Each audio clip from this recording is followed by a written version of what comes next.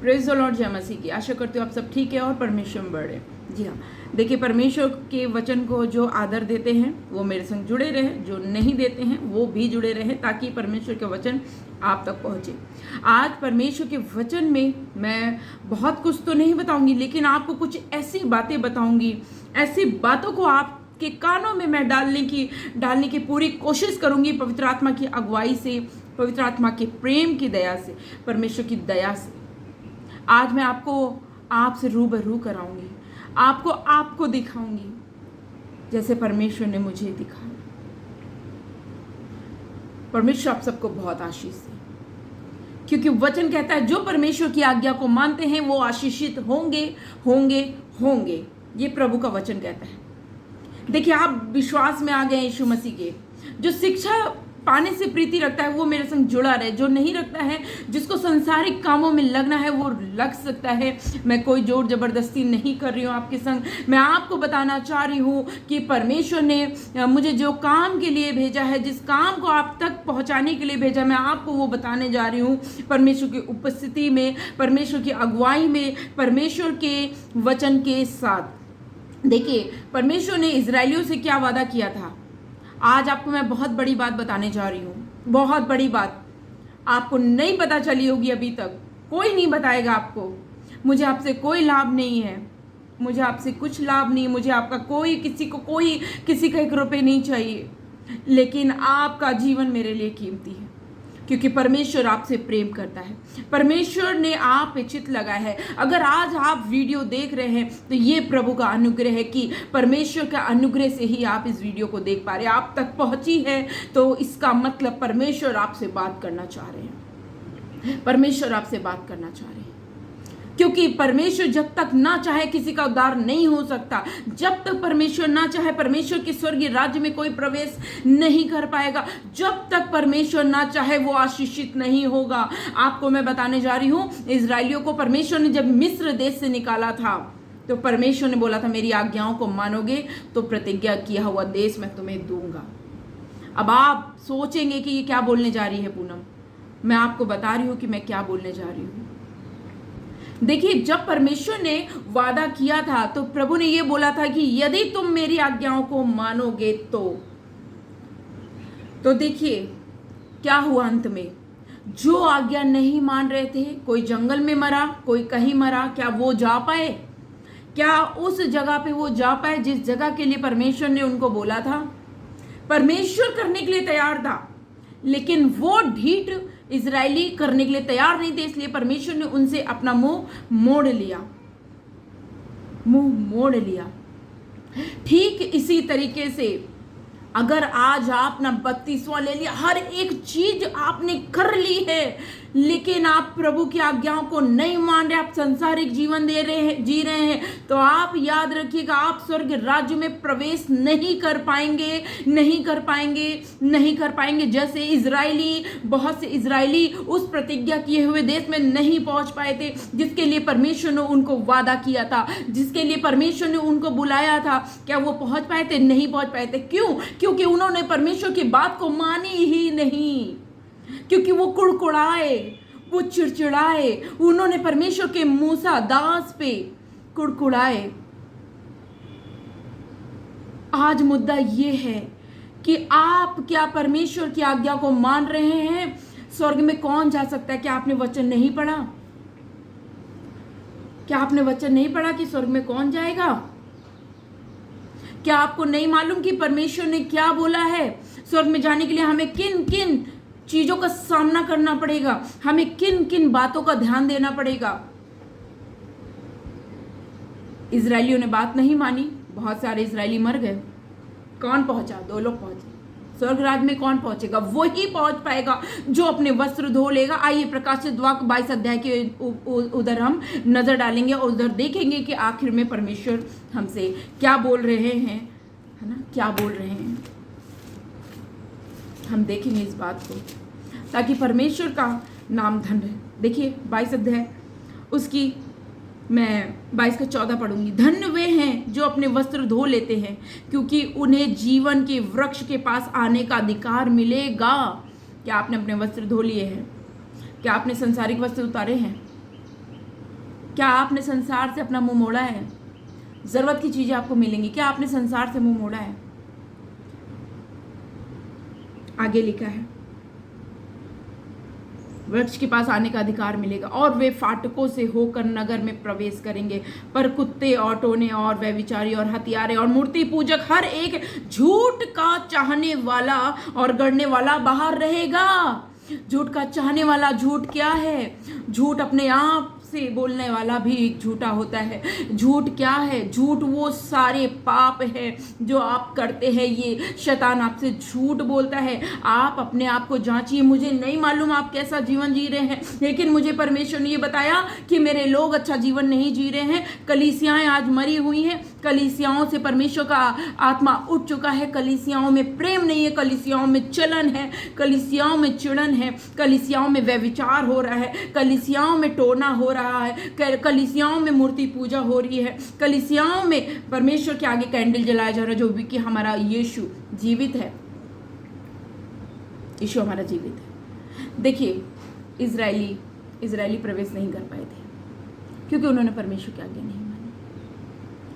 अगर आप इस चीज को अगर हम स्वर्ग से जोड़ें तो देखिए, परमेश्वर के राज्य में वही जा पाएगा जो परमेश्वर की आज्ञाओं पे चल रहा है, क्योंकि परमेश्वर जरा सा भी गलत चीज को नहीं सहेगा। आप एटलीस्ट कोशिश कर सकते हैं। अब आप पूछेंगे मैं ऐसा क्या पाप कर रहे हैं? वो आप जानते हैं आप कौन सा पाप करें। गलत सारी चीजें पाप होती है। आप किसी की ओर नजर उठा के देख रहे हैं, ये पाप है। आप किसी की चुगली कर रहे हैं, ये पाप है। बुराई कर रहे हैं, ये पाप है। आप ज़्यादा पैसे वाले हैं, पैसा खाने वाले हैं, वो पाप है। ज़्यादा खाऊ हैं, ये पाप है। ज़्यादा खाऊ ना बने।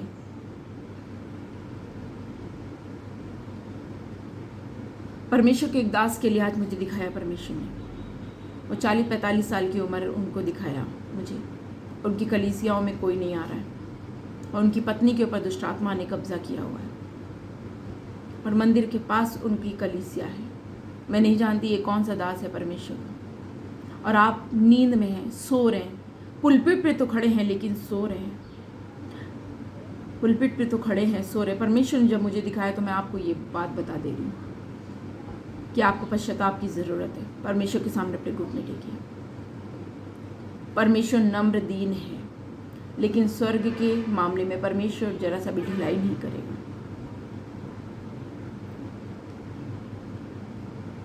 क्यों परमेश्वर ने आदम और हवा को निकाल दिया वाटिका से?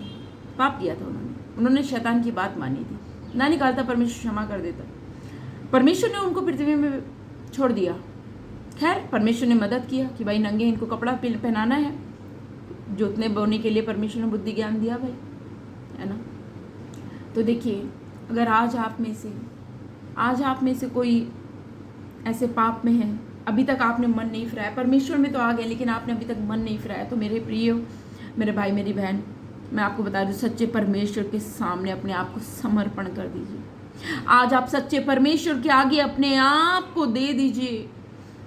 याद रखिएगा, चाहे आपकी कलीसियाओं में लाखों लोग आते हो, यदि आप में से कोई भी है जिनका जीवन अच्छा नहीं है, तो स्वर्ग राज्य में प्रवेश नहीं कर पाएंगे। ये मैं नहीं बोल रही हूँ, परमेश्वर का वचन बोलता है। परमेश्वर का वचन बोलता है। इजरायली प्रवेश नहीं कर पाए। क्यों? क्योंकि उन्होंने कुड़कुड़ाया। वो खाने में, सांसारिक चीजों में लिप्त होने लग गए। उन्होंने पाप किया, उन्होंने मूर्ति पूजा करना शुरू कर दिया, उन्होंने व्यभिचार किया, उन्होंने एक दूसरे को चोरी करना शुरू कर दिया। क्या परमेश्वर ने नहीं निकाला उनको मिस्र देश से? क्या आप आज यीशु मसीह को जानते हैं? हाँ, आपका उद्धार हुआ, तो क्या परमेश्वर ने आपको नहीं निकाला? परमेश्वर ने आपको निकाला वहां से, लेकिन ये गारंटी आपके ऊपर है कि आप कैसा जीवन जी रहे हैं। परमेश्वर मेरे द्वारा, किसी और के द्वारा आपको बता सकता है ये वचन कि देख, तू आज ऐसा जीवन जी रही है, लेकिन चलना आपका काम है, चलना आपको ही है। इजरायलियों को परमेश्वर ने मूसा के द्वारा गाइड करवाया, लेकिन उन्होंने मूसा पे भी चिड़चिड़ाए, कुड़कुड़ाया, जलन रखी मूसा से। क्या हुआ? मूसा को तो परमेश्वर ने स्वयं मिट्टी दे दी। इतना प्यार करता था परमेश्वर मूसा से। याद रखिएगा, जो परमेश्वर को नहीं प्रेम करता है, परमेश्वर अपना अनादर नहीं कराता है। याद रखना, वचन में क्या लिखा है? जिस शहर जिस जगह पे तुम्हारा आदर ना हो, जहां पे मेरे वचन को ना सुना जाए, उस जगह से अपने पांव की धूल को झाड़ देना। जो परमेश्वर के वचन का आदर नहीं करते हैं वो क्या परमेश्वर का आदर करेंगे? मैं इस बाइबल में जो कुछ लिखा उन सारी बातों में विश्वास करती हूँ। अगर इसमें लिखा है टोना नहीं करना, तो मतलब टोना जादू नहीं करना है किसी भी क्रिश्चियन को, किसी भी मसीह को, किसी भी पास्टर को, किसी भी सेवक को। अगर इसमें लिखा है व्यभिचार नहीं करना है, कि दैट मीन्स कि आपको व्यभिचार नहीं करना है। अगर इसमें लिखा है कि चोरी नहीं करना है, तो आपको चोरी नहीं करना। अगर इसमें लिखा है एक दूसरे से प्रेम करना है, तो आपको प्रेम करना होगा। कोशिश करिए, प्रार्थना करिए। यीशु ने प्रार्थना की, मूसा ने प्रार्थना की, पतरस ने प्रार्थना किया, प्रेरित पौलुस ने प्रार्थना किया, मैंने भी प्रार्थना किया। मैं आप लोगों के लिए, देखिए, मैं आपको इतना बताना चाहती हूँ कि यीशु मसीह में आप विश्वास करते क्यों करते हैं? इसीलिए ना कि वो उद्धार करता है। अगर आप ये सोच के आए कि वही उद्धार करता है, सच्चा जीवित परमेश्वर सिर्फ परमेश्वर यीशु ही है, अगर आपने ये स्वीकारा है ना, तभी आप यीशु के स्वर्ग राज्य में प्रवेश कर पाएंगे। अगर आपने ये सोच के खाली आए हैं चिन्ह चमत्कार के लिए, तो याद रखिए आपका छुटकारा नहीं हुआ है आज भी। अभी भी आपको परमेश्वर को स्वीकारने की आवश्यकता है, अभी भी आपको आवश्यकता है। परमेश्वर ने चंगाई के साथ साथ उन्हीं नगरों को उल्हाना देना भी शुरू किया था यीशु मसीह ने। वचन को पढ़िए ही नहीं, अध्ययन करिए। आप समझ रहे हैं ना मेरी बात को, मैं क्या बोल रही हूँ? परमेश्वर की महिमा। परमेश्वर, देखिए, सबसे पहले कलीसिया में लोग आते हैं, आपको बस क्या प्रचार हो रहा है? हाँ, 10 पान दे दो, ये दे दो, वो दे दो, छुटकारा चंगाई, यही। अरे पश्चाताप के बारे में कौन बताएगा सेवकों? आप नहीं बताओगे तो परमेश्वर आपसे पूछेगा नहीं पूछेगा क्या? पूछेगा। आज आप उपवास करिए, आज आप प्रार्थना करिए। ऐसा तो नहीं कि आपने अपनी बेटी को अन्य जाति से विवाह कर दिया, जो कि परमेश्वर ने मना किया था। एक विश्वासी का और एक अविश्वासी का कोई रिश्ता नहीं होता, क्योंकि अगर एक विश्वासी है तो प्रभु की आज्ञा को मान रहा है, अगर एक अविश्वासी हो तो प्रभु को अगर उसने ग्रहण नहीं किया, तो वही एक एंटीक्राइस्ट है, वही परमेश्वर को सताने वालों में से है। हालेलुया। परमेश्वर आप सबको बहुत आशीष दे। मैं विश्वास करती हूँ कि आप आज अपने आप को, अपने पापों को क्षमा मांगेंगे और परमेश्वर के वचनों पे चलेंगे। परमेश्वर की आज्ञाएं क्या हैं? आज्ञाएं क्या है? वचन पढ़िए, वचन में आज्ञाएं दिखेंगी कि परमेश्वर की आज्ञा क्या है। परमेश्वर की आज्ञा ये है कि तुम एक दूसरे से प्रेम करो, भूखों को खाना खिलाओ, परमेश्वर से प्रेम करो, प्रभु के वचनों में चलो, परमेश्वर के नाम से तुम दीन और नम्र बन जाओ। तुम्हारे एक गाल पे कोई थप्पड़ मारे, दूसरा आगे कर दो, तो मतलब कर दो, क्योंकि संसार में लड़ाई झगड़ा, जो संसारिक है वो संसारिक अभिलाषा में लिप्त हो जाता है, लेकिन जो स्वर्गीय स्थानों की सोच रखता है, जो स्वर्गीय बातों की ओर मन लगाता है, वो स्वर्ग की बातें करता है। और स्वर्ग में आनंद है, आनंद है स्वर्ग में अच्छे फल हैं, स्वर्ग में भूख प्यास नहीं है। इस संसार में दुख है, कलेश है, लेकिन स्वर्ग में नहीं है। मैं नहीं जानती आप कौन कौन से चर्च से जाते हैं, कौन सी कलीसिया में जाते हैं, लेकिन मेरे बच्चों, मेरी बेटी, मेरे भाई, मेरी बहन, मेरे अंकल, मेरी आंटी, आप जो भी हैं, मैं आपको इतना बोलना चाहती हूँ, प्रभु की आज्ञाओं को आपको मानना होगा। क्या यीशु ने नहीं बोला? क्या यीशु ने नहीं बोला कि आपने हथियार पहनने होंगे, आत्मिक हथियार आपको? आप मत कुड़कुड़ाइए, आप संसार की अभिलाषाओं में मन न लगाइए। अगर आज आपने यीशु को ओढ़ लिया है तो उसको ओढ़े रहो।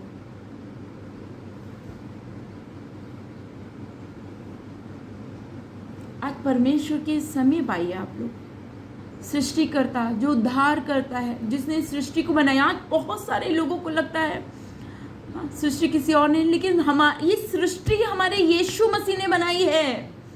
इस सृष्टि में आप जो कुछ देख रहे हैं ना, ये सब यीशु मसीह ने बनाई है। इनफैक्ट मनुष्य जाति को भी यीशु मसीह ने, परमेश्वर ने बनाया।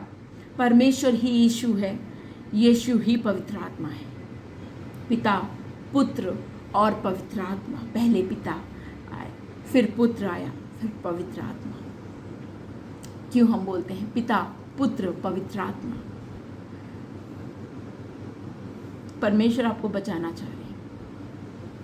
समय नजदीक है। आपको नहीं मालूम कि परमेश्वर का आगमन कब हो। अगर आप तैयार नहीं हुए, अगर आपने गोटे वाले कपड़ों को नहीं पहना, तो आप स्वर्ग राज्य में प्रवेश नहीं कर पाएंगे। और आज यहाँ पे जो परमेश्वर के लोग हैं, परमेश्वर के जन हैं, परमेश्वर की बेटे बेटियां हैं, अगर आप प्रभु में आए हैं, देखिए शैतान झूठा है, वरन वो झूठ का पिता है। उसने यीशु तक को लालच दिया। अगर आज आपको शैतान लालच दे रहा है तो उस लालच में ना जाए, उस लालच में ना जाए, उस स्वर्गीय वस्तु की ओर मन लगाए। हाँ, संसार में भी देखिए आपकी ज़रूरत की चीज़ मिलेगी आपको, परमेश्वर के हाथ में सौंपिए। आप मेहनत करिए, कोई मैरेकल मनी नहीं होती है, कुछ नहीं मिलेगा आपको। मेहनत करो। क्यों पतरस ने मेहनत करी? क्यों परमेश्वर यीशु मसीह तो साथ थे, चाहते तो उसके पर्स को निकाल के गड्डियां भर देते, ऐसा नहीं किया, ऐसा नहीं किया। परमेश्वर आप सबको आशीष दे। आप लोग परमेश्वर में बढ़िए और परमेश्वर के नाम को लीजिए और परमेश्वर के आगे अपने आप को समर्पण कीजिए। जैसा यीशु ने जीवन बोला है जीने के लिए, वैसा ही जीवन जियो आप, वैसा ही जीवन जियो। इस वचन में जैसा लिखा है वैसा ही आपको जीवन जीना है, ना कम ना ज्यादा। इसमें लिखा है टोना ना कर। इसमें लिखा है प्रेम कर तो प्रेम कर। इसमें लिखा है चाटा कोई एक गाल पे मारे तो दूसरा भी कर, मतलब कर दो आगे। इसमें लिखा है मूर्ति पूजा ना कर तो मतलब ना कर। आज कलीसियाओं के बहुत सारे लोगों के पास आज परमेश्वर के पास आ गया आप परमेश्वर के दासी लोग, उनको सच्चे वचन क्यों नहीं बता रहे हैं? क्या आपसे लेखा नहीं लिया जाएगा? क्यों आप नहीं बता रहे उनको कि अगर आप यीशु में आते एक नई सृष्टि होते हैं? मैं और आपको कल बताऊंगी। परमेश्वर आप सबको बहुत आशीष दे। God bless you. परमेश्वर आपको समझ, बुद्धि, ज्ञान दे और परमेश्वर आपको सामर्थ्य दे। जय मसीह। God bless you.